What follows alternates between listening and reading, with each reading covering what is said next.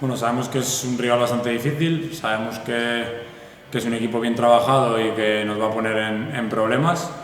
Y bueno, tenemos muchas ganas de jugar contra un equipo asturiano y al final un casi derbi asturiano.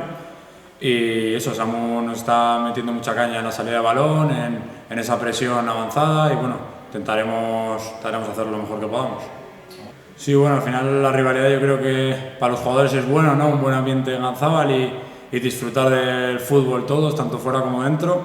Y creo que aunque sea Copa va a ser un partido intenso y un partido, pues como tú comentas, con mucha rivalidad y que esperemos que se vea en el campo y en la grada también que la afición apriete y aunque sea Copa es un partido importante y que habrá que ganar, sacar la victoria como mejor podamos, ¿no?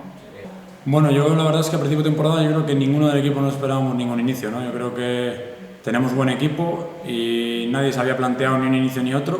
Creo que hemos hecho un inicio bastante bueno, pero también el otro día nos empatan en minutos finales.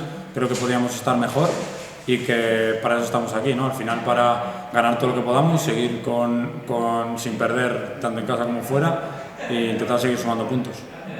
La verdad es que poco a poco voy cogiendo más ritmo, que creo que es importante ahora mismo. En los partidos de pretemporada casi no pude estar al nivel porque ya tenía dolores desde los primeros partidos amistosos.